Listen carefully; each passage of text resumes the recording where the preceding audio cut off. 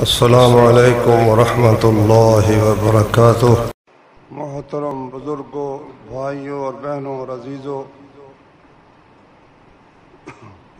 رسول کریم صلی اللہ علیہ وسلم کی بعثت سے پہلے، آپ کو نبوت عطا ہونے سے پہلے پورے عرب میں بد امنی کا دورہ تھا۔ طاقتور کمزور کو لوٹ لیتا تھا،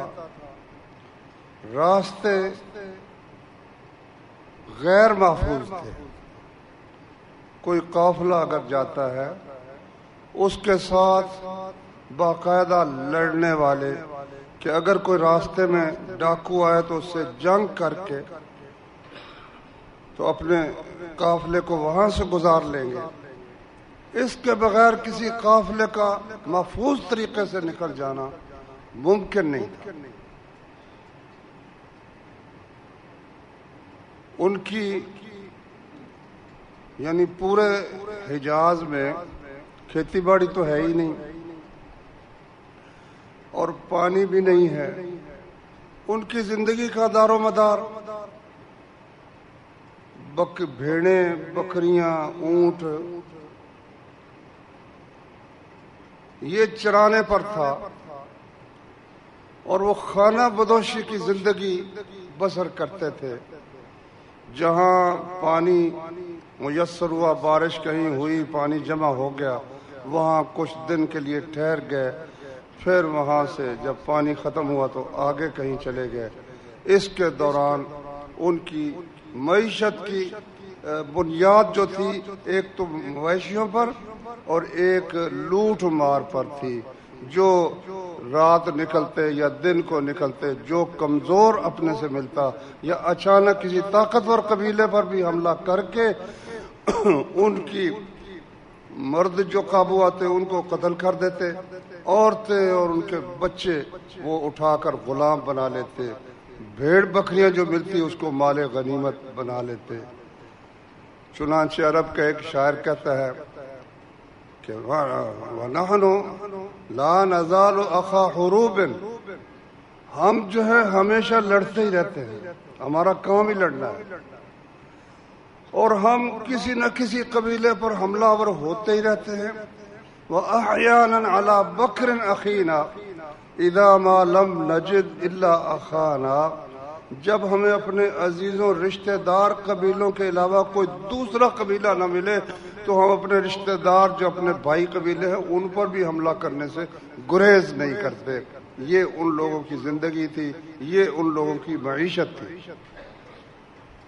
پورے عرب پر اس وجہ سے خوف کا سایہ پڑا ہوا تھا، اور بھوک کا، چمڑا بعض اوقات چمڑا تک وہ چمڑے کھا جاتے، مردار کھا جاتے۔ حضرت جعفر رضی اللہ عنہ نے اس کا نقشہ کھینچا تھا جب وہ گئے، ہجرت کر کے گئے حبشے کی طرف، تو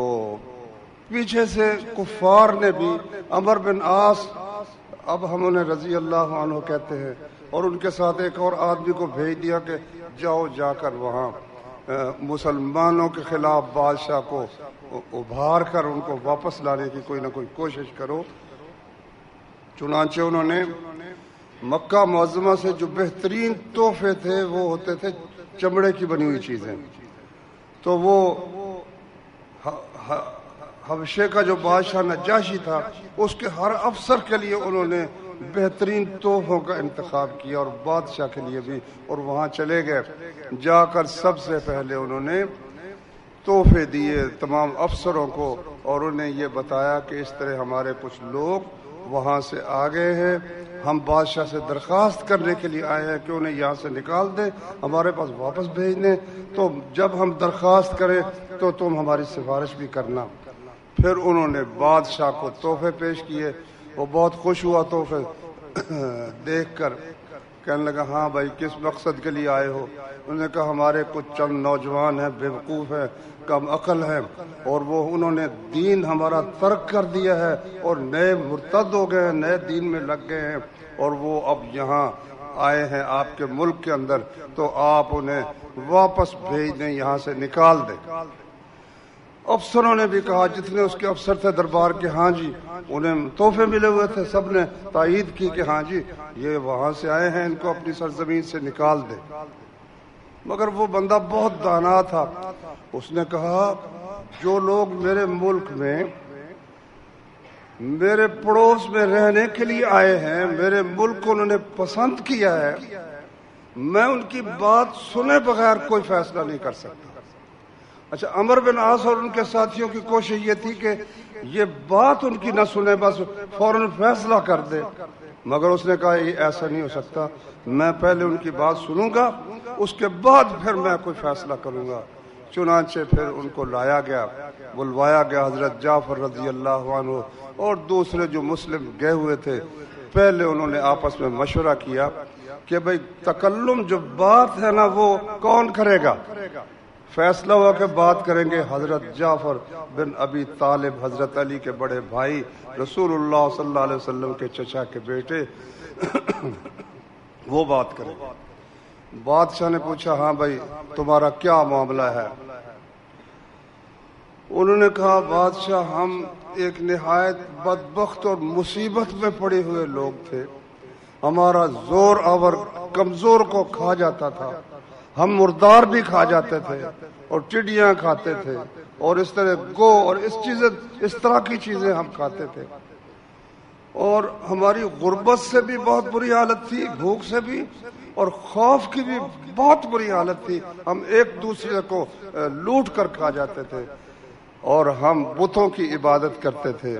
بے جان بتوں کی عبادت کرتے تھے، کہ اللہ تعالیٰ نے ہم میں ایک رسول مبعوث فرمایا جس کو ہم خوب اچھی طرح سے جانتے ہیں، ہم میں سے ہے، ہماری نسل ہمارے خاندان میں سے ہے، ہم اس کی زندگی کی پاکیزگی کو خوب اچھی طرح جانتے ہیں۔ اس نے ہمیں توحید کی تعلیم دی اور اس نے ہمیں ایک دوسرے کی صلہ رحمی کی تاکید فرمائی، اور اس نے ہمیں اچھے جو عادتیں ہیں، اچھے اعمال کا حکم دیا، برے اعمال سے، بدکاری سے، بے حیائی سے، چوری سے، ڈاکے سے اس نے ہمیں منع کیا۔ تو یہ لوگ ہمارے دشمن ہو گئے، حتیٰ کہ ہم پر اتنی انہوں نے مصیبتیں ڈالی کہ ہم مجبور ہو کر اپنے وطن سے نکل کر ہم نے آپ کے پاس رہنا پسند کیا ہے۔ تو یہ ہے ہماری اصل بات۔ بادشاہ نے کہا کہ ان سے کہا بھائی ان کے تحفے واپس کر دو، ہمیں ان کے تحفوں کی ضرورت نہیں ہے۔ انہوں نے کہا جاؤ میرے ملک میں جو تمہیں تنگ کرے گا اس کو سزا دی جائے گی۔ تو میرے بھائیو یہ حالت تھی عرب کے لوگوں کی، چوری، ڈاکے، قتل یہ تو معمولی بات تھی نا، اور بدکاری اور زنا یہ بھی عام تھا، اس کے نتیجے میں پھر جو قتل اور غارت ہوتی ہے وہ بھی آپ جانتے ہیں۔ اللہ تعالیٰ نے اپنے رسول صلی اللہ علیہ وسلم کو مبعوث فرمایا، آپ یہ بیعت لیتے تھے، بایعونی، مجھ سے بیعت کرو، کس بات پر؟ الا اللہ تشرکو باللہ شیئا، اللہ کے ساتھ کسی چیز کو شریک نہیں ٹھہرانا، ولا، قرآن مجید میں ایک آیت کے اندر وہ سب چیزیں کٹھی کی ہیں، یا ایھا النبی اذا جاءک المؤمنات، جب اے نبی جب آپ کے پاس مومن عورتیں آئیں، یبایعنک، وہ بیعت کریں، الا اللہ یشرکن باللہ شیئا، کہ اللہ کے ساتھ کسی چیز کو شریک نہیں ٹھہرائیں گی، ولا یسرقن، چوری نہیں کریں گی، ولا یزنین، بدکاری زنا نہیں کریں گی، ولا یقتلن اولادہن، اور اپنے بچوں کو قتل نہیں کریں گی، ولا یأتین ببہتان یفترینہ بین ایدیہن وارجلہن، اور کوئی بہتان نہیں لگائیں گی اپنے ہاتھوں پاؤں کے درمیان، ولا یعصینک فی معروف، نیکی کا جو حکم آپ دیں گے اس میں وہ آپ کی نافرمانی نہیں کریں گی، فبایعہن، تو ان سے بیعت کر لے۔ یہ آپ بیعت کرتے تھے۔ بھئی یہ کبیرہ گناہ جو ہے، شرک نہیں کرنا، چوری نہیں کرنی، زنا نہیں کرنا، قتل نہیں کرنا، بہتان نہیں باندھنا اور بدکاری نہیں کرنی، اور جو حکم رسول اللہ صلی اللہ علیہ وسلم دیں وہ حکم ماننا ہے، جو نیکی کا حکم دیں اللہ کے نبی نے کبھی بھی نیکی کے خلاف حکم نہیں دینا تھا، مگر اللہ نے ساتھ یہ شرط لگائی کہ بھئی نیکی کا جو حکم دینا اس کی آپ نے اطاعت کرنی ہے۔ تو اس کے بعد پھر دوسرا کوئی پیر ہو یا امیر ہو، سپہ سالار ہو یا بادشاہ ہو، تو اس کی بیعت غیر مشروط بغیر شرط کے کہ وہ صحیح کہے یا غلط کہے، ہر بات ماننی ہے۔ اس بات کا قلع کما ہو گیا کہ نہیں، بات ماننی ہے تو جو نیکی کی بات ہے وہ ماننی ہے۔ تو رسول اللہ صلی اللہ علیہ وسلم کی آمد سے نقشہ ہی بدل گیا۔ ترمذی میں حدیث ہے کہ نبی کریم صلی اللہ علیہ وسلم جب ہجرت کر کے چلے گئے تو یہاں مکے میں کچھ مسلمانوں کو ان کے خاندان والوں نے، ان کے بھائیوں نے، عزیزوں نے مکے میں زبردستی روک لیا اور ان کو قید کر لیا کہ ہم جانے نہیں دیں گے۔ ان کو نکالنے کے لیے ایک بہت ہی دلیر اور بہادر شخص تھے، ان کا نام تھا مرثد غنوی رضی اللہ تعالی عنہ۔ مرثد غنوی کو ہر بندے کے ذمے ایسا کام لگاتے تھے جو اس کی طبیعت کے مطابق ہوتا تھا۔ تو وہ پہلے بہت بڑا ڈاکو تھا اور بڑا بہادر آدمی تھا، تو نبی کریم صلی اللہ علیہ وسلم نے ان کے ذمے یہ لگایا کہ تم نے مکے کے اندر گھروں میں جو مسلمان قید ہیں ان کو وہاں سے نکالنا ہے اور وہاں سے نکال کر مدینہ شریف میں لانا ہے۔ یہ کام وہ سر انجام دیا کرتے تھے، اور پہلے ساری ریکی کرتے، معلوم کرتے بھی کس گھر میں کون سا مسلمان قید ہے اور وہاں سے اس کو نکالنے کی کیا صورت ہوگی، نقب لگانی پڑے گی یا دیوار پھلانگنی پڑے گی یا کسی کو کچھ پیسے دے کر اس کی جو زنجیریں کھلوانی پڑے گی۔ بہرحال جو بھی صورت وہ اختیار کرتے اس کو نکال کر مدینہ شریف میں لے جاتے۔ ترمذی میں حدیث ہے، کہتے میں ایک دفعہ گیا، رات چاندنی تھی، میں ایک سائے کے اندر کھڑا ہوا تھا، رات کا وقت تھا۔ تو جاہلیت میں میری ایک آشنا تھی، تو عناق اس کا نام تھا، عناق۔ اس نے مجھے دیکھ لیا، کہتی ہے مرثد ہے، مرحبا، خوش آمدید، دوستی تھی پرانی۔ بت عندنا، آج رات ہمارے پاس رہو، ٹھہرو۔ اب دیکھو رات بسر کرنے کی پیشکش ہو رہی ہے اور نفس کی لذت کی بھی دعوت دی جا رہی ہے، مگر بندہ اب ہو چکا ہے مسلم۔ کہتا یا عناق ان الاسلام قد حال بینی و بینک، عناق میرے تیرے درمیان اسلام کی دیوار حائل ہو چکی ہے۔ ان اللہ قد حرم الزنا، کیونکہ اللہ تعالیٰ نے زنا کو حرام کر دیا ہے، اب میں تمہارے پاس رات نہیں بسر کر سکتا۔ اس نے شور مچا دیا۔ پہلے معلوم تو تھا ہی کہ وہ مرثد یہ کام کرتا ہے، اس نے شور مچا دیا، وہ مکے والوں تمہارے قیدی لے جانے والا شخص یہ موجود ہے۔ ابھی لوگ جاگ رہے تھے، اٹھ کھڑے ہوئے، جناب پیچھا شروع ہو گیا۔ کہتا میں بھاگا جان بچانے کے لیے، حتیٰ کہ میں ایک پہاڑی نالہ تھا خندمہ، اس خندمہ نالے میں چھپ کر میں بھاگتا ہوا نکلا۔ وہ عین اس جگہ بھی پہنچ گیا جہاں میں ایک جھاڑی کے نیچے دبک کر بیٹھا ہوا تھا، حتیٰ ایک آدمی نے وہاں پیشاب کیا، اس کی دھار بھی مجھ پر پڑی، مگر اللہ تعالیٰ نے مجھے ان سے محفوظ رکھا۔ وہ تلاش کرتے کرتے آخر ناکام نامراد ہو کر واپس چلے گئے۔ پھر جب قدموں کی آواز ختم ہو گئی، سب خاموشی ہو گئی، میں پھر نکلا، پھر جا کر میں نے دیوار پھلانگی اور اس جس شخص کو اس نے نکالنا تھا اس کو میں نے نکالا۔ آدمی بھاری تھا، بڑی مشکل سے زنجیروں میں بندھا ہوا تھا، میں اس کو اٹھا کر باہر لایا، باہر لا کر اس کی زنجیریں کھولی، زنجیریں کھول کر اس کو ساتھ لے کر مدینہ منورہ میں آ گیا۔ اور دل میں تو وہ بات تھی نا، عناق کی محبت پرانی وہ تو موجود تھی، زنا سے ویسے ہی وہ اللہ نے منع کر دیا تھا۔ تو رسول اللہ صلی اللہ علیہ وسلم کے پاس آئے، کہنے لگے یا رسول اللہ انکحوا عناقا، عناق سے میں نکاح کر لوں، نکاح کی تو اجازت ہے نا؟ تو اللہ تعالیٰ نے یہ آیت نازل فرمائی الزانی لا ينکح الا زانیۃ او مشرکۃ، زانی اور بدکار آدمی نکاح کرتا ہے تو کسی بدکار عورت سے، زانیہ یا مشرکہ سے ہی کرتا ہے۔ والزانیۃ لا ينکحها الا زان او مشرک، اور جو بدکار زانی عورت ہے اس سے کوئی زانی مرد یا مشرک ہی نکاح کرے گا۔ وحرم ذلك على المؤمنین، ایمان والوں پر یہ چیز حرام ہے۔ تو نبی صلی اللہ علیہ وسلم نے یہ آیت پڑھ کر فرمایا لا تنکحها، اس سے نکاح مت کرو۔ اب ہمارے ہاں کیا چلتا ہے، وہ تو معاملہ عجیب ہی ہے، وہ پہلے چھپے بدکاری کرتے رہتے ہیں اور پھر جب کوئی ناجائز بچہ ہونے والا ہوتا ہے تو کہتے ہیں مولانا صاحب ان کا نکاح کر دو۔ بدکاری جو بدکار ہیں ان کا نکاح کر دو، یہ کون سی آیت کا مطلب ہے، کون سی حدیث کا مطلب ہے؟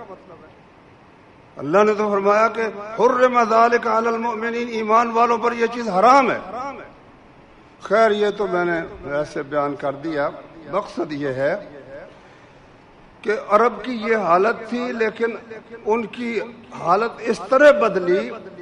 کہ وہ جو چوری کرنے والے تھے، جو بدکاری کرنے والے تھے، جو قاتل تھے، جو ڈاکو تھے،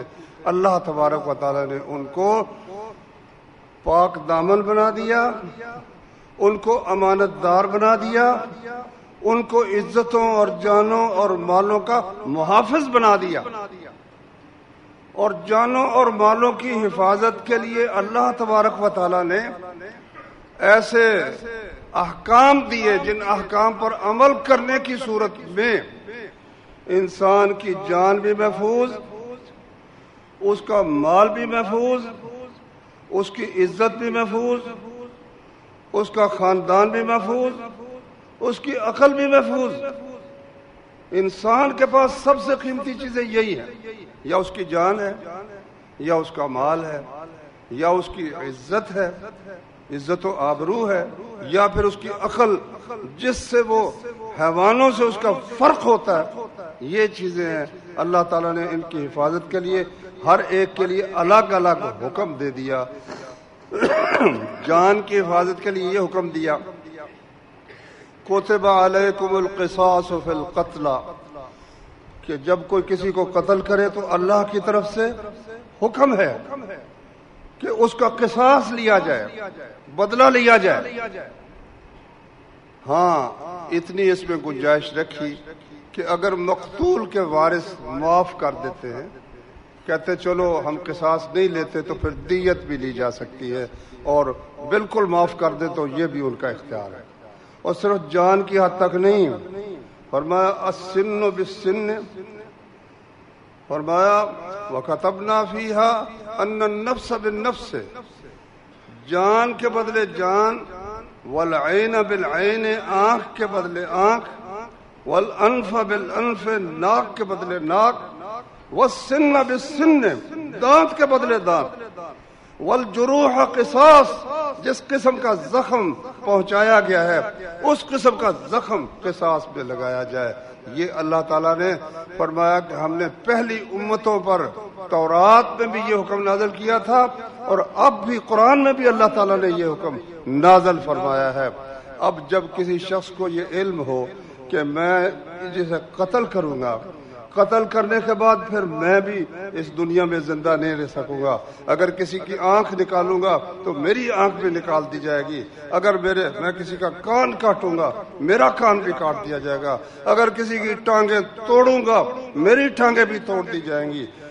تو اللہ کے فضل و کرم سے وہ جرأت ہی نہیں کرے گا کہ جرأت کرے اور پہلے کسی کو قتل کر دے۔ اس لیے اللہ نے فرمایا وَلَكُمْ فِي الْقِصَاصِ حَيَاتٌ يَا أُولِي الْأَلْبَابِ لَعَلَّكُمْ تَتَّقُونَ، اے عقل والو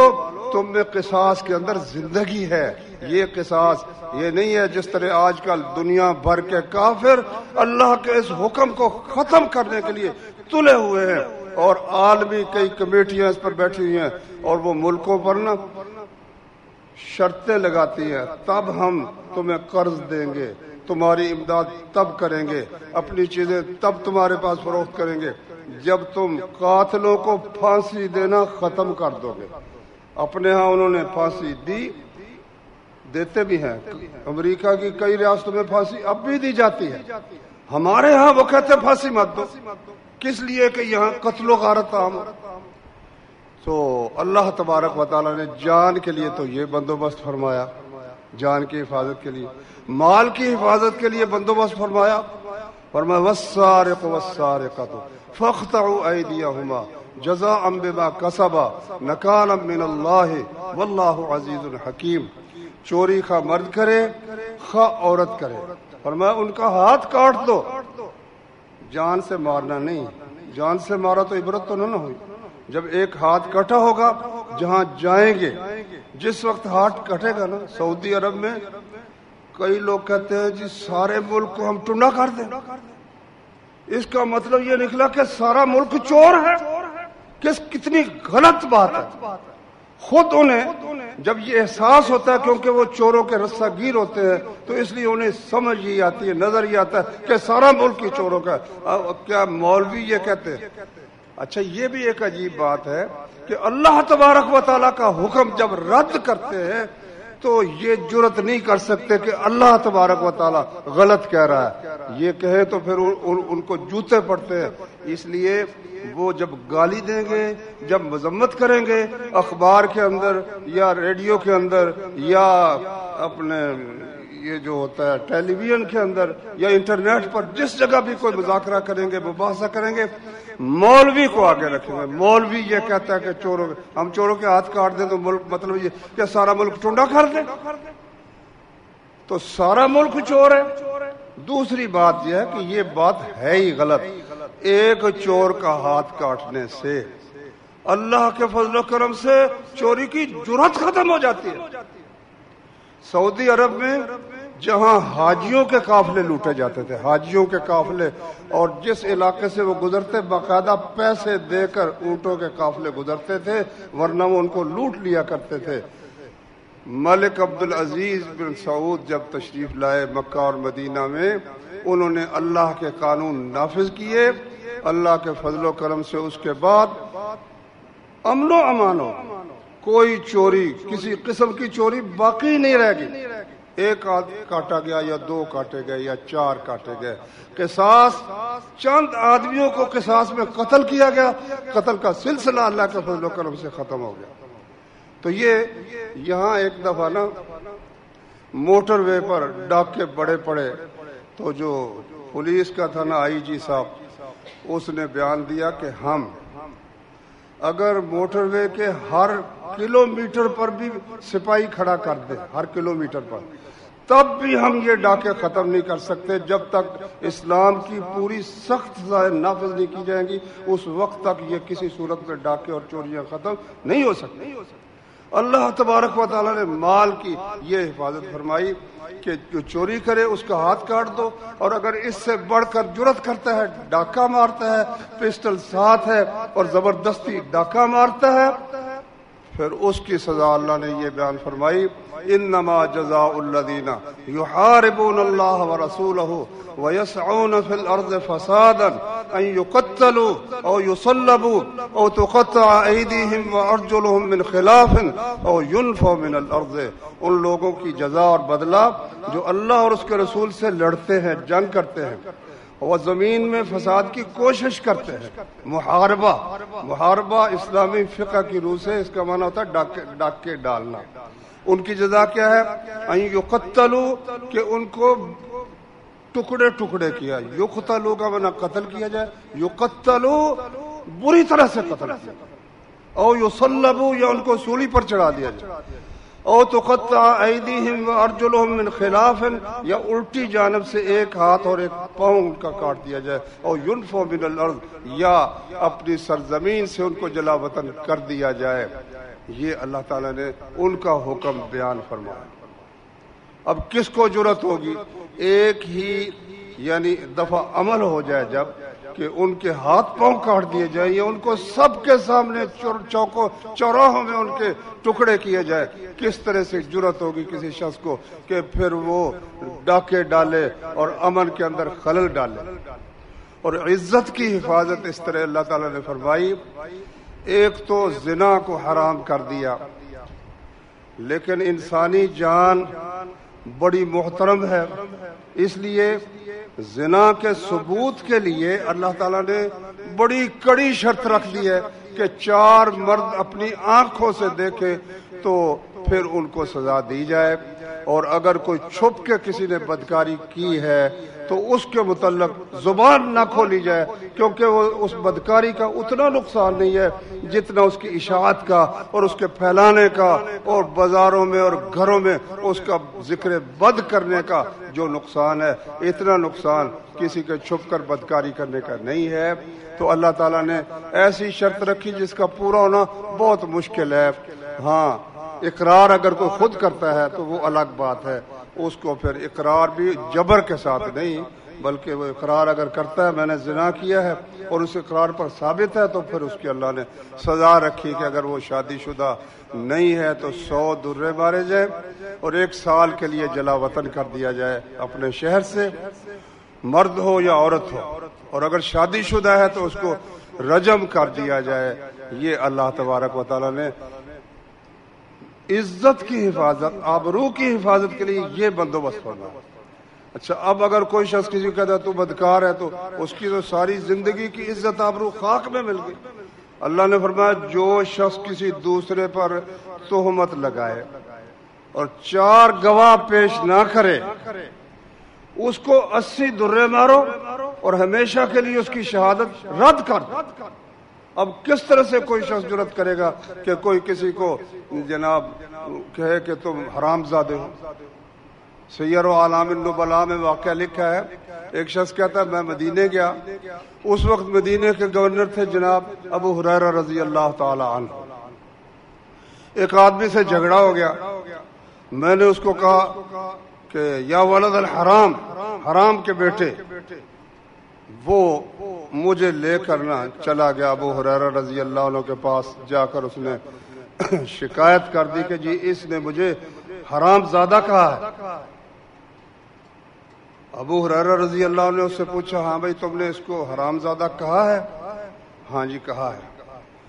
تو اس کا مطلب یہ نکلا کہ اس کی ماں نے بدکاری کی ہے، تو 4 گواہ لاؤ کہ واقعی اس کی والدہ نے بدکاری کی ہے۔ اب وہ کہاں سے لائے گا، کہاں سے 4 گواہ لائے گا؟ اس نے تو گالی دی، نے کہا اس نے تم نے اس کی والدہ پر تہمت لگائی ہے، حکم دیا کہ اس کو 80 درے مارو، کیونکہ اللہ کا قرآن مجید میں سورہ نور کے اندر حکم موجود ہے، 80 درے اس کو مارے گئے۔ اب کون ہے جو گالی دے گا؟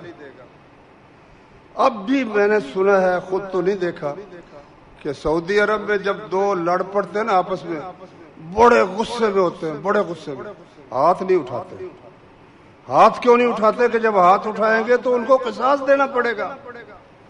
اور گالی نہیں دیتے، بس ان کے منہ سے کاف پھوڑ رہی ہے، جھاگ نکل رہی ہے، اور جناب اس کو، لیکن یہ نہیں کہ یا ولد الحرام، کہیں گے یا ولد الحلال، اے ولد الحلال، یعنی مطلب ان کا تو حرام زادہ ہی ہے، لیکن یہ لفظ نہیں کہیں گے یا ولد الحرام، کہیں گے یا ولد الحلال، اور حلال کے بیٹے۔ اللہ کے قانون کی یہ برکتیں ہیں میرے بھائی، یہ اللہ کے قانون کی برکتیں ہیں۔ اللہ تبارک و تعالیٰ نے اس کی برکت سے مسلمانوں کو عزت عطا فرمائی، مسلمانوں کو اللہ تبارک و تعالیٰ نے کھانے کے لیے بھی وافر دیا اور امن کی نعمت سے بھی سرفراز فرمایا۔ ترمذی بخاری شریف میں حدیث ہے کہ عدی بن حاتم طائی رضی اللہ عنہ جب مسلمان ہوئے، کہتے ہیں میں نبی کریم صلی اللہ علیہ وسلم کے پاس بیٹھا تھا، ایک شخص آیا، فشکل فاقہ تھا، اس نے فاقے کی شکایت کی، جی کھانے کو کچھ نہیں ملتا۔ اتنے میں ایک اور صاحب آ گئے، کہنے لگے اور شقاقت الطریق، کہنے لگا راستے سب یعنی منقطع ہو گئے، سفر جو ہے نا پر امن نہیں رہا، کہیں جانا ہوتا ہے تو راستے میں ڈاکے پڑتے ہیں، وہ لوٹ لیتے ہیں، اس لیے انقطاع طریق اور راستے منقطع ہو گئے ہیں، ڈاکے بہت پڑتے ہیں۔ رسول کریم صلی اللہ علیہ وسلم وہ سن کر شکایت سن لی، ایک کی بھی سن لی، دوسرے کی بھی سن لی، پھر مجھے مخاطب ہو کر کہنے لگے کہ یا عدیو ارأیت الحیرہ، عدی تم نے ہیرا شہر دیکھا ہے؟ میں نے کہا جی میں نے دیکھا تو نہیں، کیونکہ بہت دور تھا وہاں سے، مدینہ سے، لیکن انبئت عنہا، مجھے معلوم ہے کہ ہیرا شہر ہے، مجھے بتایا گیا ہے کہ بہت دور ہے۔ فرمایا ان طالت بک الحیات، اگر تمہاری زندگی لمبی ہوئی تو تم دیکھو گے کہ ایک خاتون، ایک عورت ہیرا شہر سے چلے گی اکیلی، اونٹ پر سوار ہوگی، اکیلی آ کر بیت اللہ کا طواف کرے گی، اور اس کو اللہ کے سوا کسی کا خوف نہیں ہوگا، یا پھر یہ خطرہ ہوگا کہ میری بھیڑ بکریوں کو کوئی بھیڑیا جو ہے وہ نقصان نہ پہنچا جائے، ورنہ کسی انسان کی طرف سے اس کو کوئی خطرہ نہیں ہوگا۔ عدی کہتے ہیں یہ بنو طے سے تھے نا، حاتم طائی مشہور سخی کے بیٹے تھے، تو ان کے قبیلے کے لوگ بڑے بدماش تھے، خود ان کے الفاظ میں وہ کہتے ہیں فَقُلْتُ فِي نَفْسِي، میں نے اپنے دل میں کہا فَأَيْنَ دُعَّارُ طَيِّئٍ الَّذِينَ سَعَّرُوا الْبِلَادَ، کہ پھر اس وقت جب وہ اکیلی عورت جا رہی ہے، جنگلوں بیابانوں سے گزرتی ہوئی، بستیوں سے گزرتی ہوئی جا رہی ہے، اکیلی عورت، اونٹ بھی اس کے پاس ہے اور عزت بھی اس کے پاس ہے، تو پھر اَيْنَ دُعَّارُ طَيِّئٍ، میری قوم بنو طے کہ یہ بدماش الذین سعروا البلاد، جنہوں نے شہروں میں آگ لگا رکھی ہے، اٹھا کے لے جاتے ہیں عورتوں کو اور مردوں کو، تو یہ کہاں ہوں گے پھر اس وقت۔ دوسری بات رسول اللہ صلی اللہ علیہ وسلم نے فرمایا کہ اگر تیری زندگی ہوئی تو تم مسلمان کسرا کے جو ہے نا خزانے فتح کرو گے۔ کسرا کہتے تھے ایران کے بادشاہ،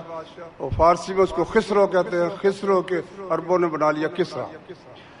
تو کسرا نام اور بھی کسی کا ہو سکتا ہے۔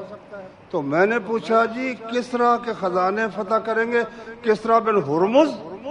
ہرمز جو ہے نا وہ اس بادشاہ کا والد تھا، ایران کے بادشاہ کے والد کا نام ہرمز تھا، یعنی کوئی غیرہ کسرا یا کسرا بن ہرمز جو ایران کا بادشاہ ہے۔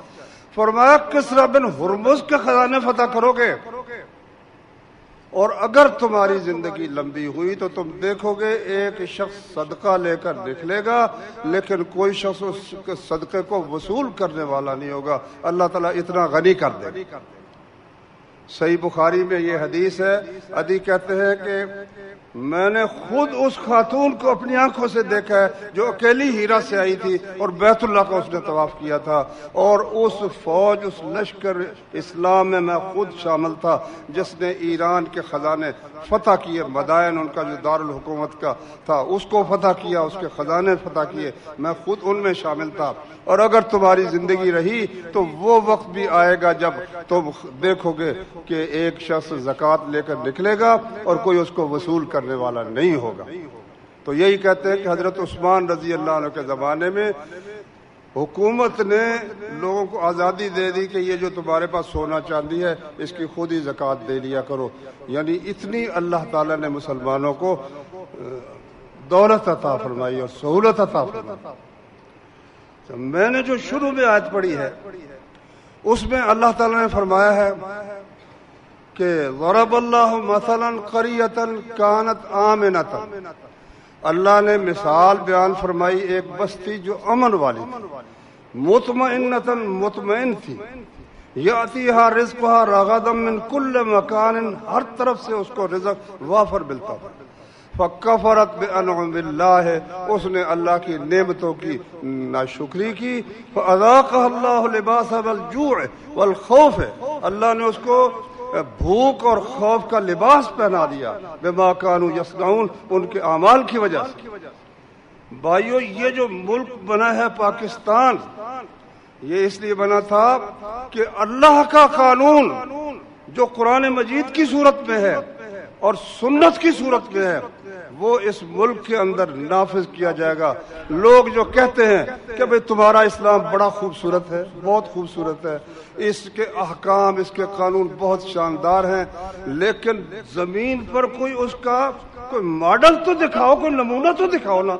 یہ صرف تمہاری کتابوں کے اندر اسلام موجود ہے، زمین پر تو اسلام موجود نہیں ہے، تو زمین پر کہیں اسلام اگر ہے تو وہ اس کا نمونہ دکھاؤ۔ مسلمانوں نے اس نمونے کے لیے یہ ملک حاصل کیا تھا۔ شروع میں امن بھی تھا ماشاءاللہ، اور اللہ کا فضل بھی بتیرا ہے، لیکن اب آپ دیکھیں کہ ایک قانون بھی اللہ کا نافذ نہ ہونے کی وجہ سے کتنے ہی قتل ہوئے، شروع سے قتل ہونے شروع، لیاقت علی صاحب قتل ہوئے، اور اسی طرح سے بادشاہوں میں سے کتنے قتل ہوئے، علماء میں سے کتنے علماء قتل ہوئے، عوام کتنے قتل ہوئے۔ جو قتل ہوتا ہے اس کا قصاص نہیں ہوتا، بدلہ نہیں لیا جاتا، نتیجہ اس کا یہ ہے لوگ نا بے پرواہ ہو گئے، بے خوف ہو گئے، اور جس کو تھوڑا سا غصہ آتا ہے وہ دوسرے کو قتل کر دیتا ہے۔ کسی شخص کو اپنی جان کی امان نہیں ہے، اس کو بے فکری نہیں ہے کہ مجھے قتل نہیں کر دیا جائے گا۔ اسی طرح دن دہاڑے لڑکیاں اٹھا کے لے جاتے ہیں، اور اسی طریقے سے اللہ کے احکام کی صاف نافرمانی کا نتیجہ یہ نکلا کہ اللہ تعالیٰ نے ہمارے اس وطن عزیز پر بھی وہ خوف کے سائے جو نا، خوف کے سائے پہلے دھماکوں کی صورت میں نافذ کر دیے۔ دھماکے ہو رہے ہیں، ٹھیک ہے، ضرب عذب ہوئی، فوج تو اس لیے تھی کہ دشمن کا مقابلہ کرے، اب وہ اپنے وطن میں ہی مصروف ہو گئی۔ اب یہ صورت پیدا ہو گئی ہے کہ کسی نہ بچے کے متعلق امن ہے کہ وہ گھر سے نکلا ہے تو وہ صحیح سلامت واپس آ جائے گا، نہ کسی عورت کے متعلق یہ اطمینان ہے، نہ کسی بڑے کے متعلق اطمینان ہے۔ یہ صرف 1 مہینے کے اندر یا 2 مہینے کے اندر 650 بچے یہ اٹھا لیے گئے۔ اب دیکھو نا، اگر کسی کا کوئی بچہ مر جائے، یا عزیز، یا اس کی بیٹی، یا اس کی بہن، یا اس کی بیوی فوت ہو جائے، بندہ صبر کر لیتا ہے۔ اب جب اس کو اٹھا کے لے جایا جائے، کس حال میں وہ ہوگا بچہ میرا، اور پھر یہ بھی ہے وہ اس کے گردے نکال کر۔ آج ایک جج کا بیان آیا کہ پاکستان دنیا کی گردوں کی سب سے بڑی منڈی بن چکا ہے، پاکستان گردے فروخت کرنے کی سب سے بڑی منڈی بن چکا ہے۔ ایک صاحب نے مجھے بتایا کہ اخبار میں آیا ہے، ایک قبر کشائی ہوئی، 47 بچے جن کے جو نکالے ہوئے تھے گردے اور دوسرے اعضاء نکال کر انہوں نے اپنے فروخت کر دیے تھے، اور ان کو جناب اس طرح دفن کر دیا تھا، وہ دریافت ہوئی ہے قبر۔ میرے بھائیوں، یہ اس کس چیز کا نتیجہ ہے؟ نتیجہ اس بات کا ہے کہ ان کو یہ خطرہ نہیں ہے۔ اور اب یہاں تک ہے کہ ایک آدمی اچھا بھلا جوان ہے، وہ موٹر سائیکل پر جا رہا ہے، ساتھ ہی ایک موٹر سائیکل والا گزرتا ہے، اس پر سپرے کر دیتا ہے، سپرے کرتا ہے بے ہوش کرنے کی، وہ تھوڑی دور جا کر گر پڑتا ہے، ادھر ادھر دیکھا کوئی نہیں تو اٹھا کر اس کو گاڑی میں ڈالا اور اٹھا کے لے گیا۔ یہ حال اس وقت ہو چکا ہے، اور جو کہتے ہیں نا بڑی جو ہے حکمرانی بڑی خوبصورت ہم کریں گے، بڑی اچھی حکمرانی ہم کریں گے۔ یہ کیا اچھی حکمرانی؟ نہ کسی کی جان محفوظ ہے، نہ کسی کی عزت محفوظ ہے، نہ کسی کا مال محفوظ ہے، تو اس کی طرف کس کی یہ ذمہ؟ یہ جو عمر بن عبدالعزیز نے فرمایا تھا، اللہ اکبر، انہوں نے وہ بڑی فکر مند ہو گئے نا، کھانا بھی کم ہو گیا ان کا، لباس بھی بہت سادہ سا ہو گیا۔ ان سے کہا گیا بھئی یہ کیا فکر اتنی کیا ہے تمہیں؟ اس نے کہا دریائے فرات کے کنارے پر اگر کوئی کتا بھی بھوک سے مر جائے نا تو میں اس کا بھی ذمہ دار ہوں۔ یہ تھے مسلمان خلفاء کہ پوری سلطنت میں جب قحط ہوا حضرت عمر رضی اللہ عنہ کے زمانے میں، انہوں نے زیتون تیل کھانا چھوڑ دیا، سوکھی روٹی پانی اور نمک کے ساتھ کھاتے، طبیعت کمزور ہو گئی، چہرہ سیاہ ہو گیا، رنگ بدل گیا۔ اب لوگوں نے کہا بھئی جرت نہیں ہوتی تھی نا، اللہ نے روب بڑا رکھا تھا، بڑا ہی روب حضرت عمر رضی اللہ عنہ کو اللہ نے عطا کیا تھا۔ ایک عورت آئی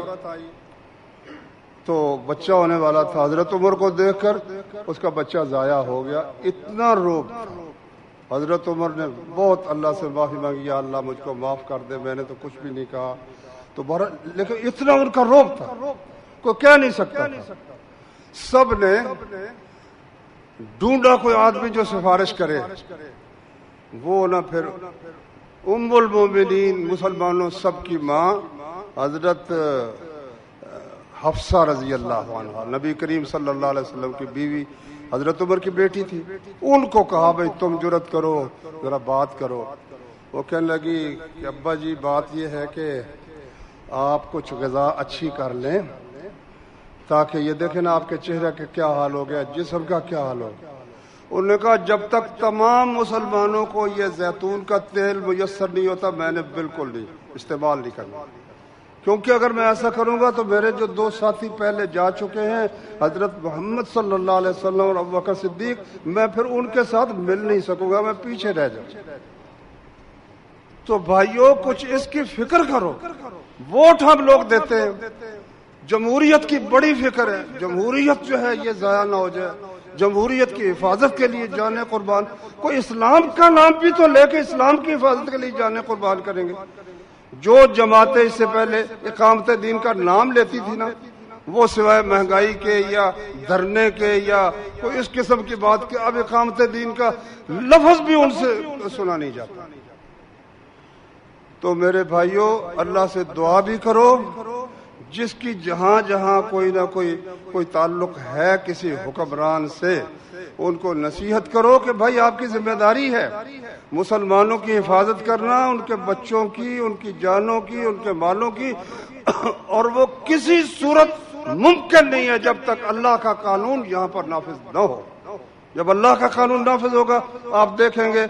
دلوں کے اندر قتل بھی ختم، چوری بھی ختم، زنا بھی ختم. یہ جو جناب بڑے بازار سے اٹھا کے لے جاتے ہیں اللہ کے فضل سے بالکل وہ سبحانک اللہم وبحمدک اشہد ان لا الہ الا انت استغفرک واتوب الیک.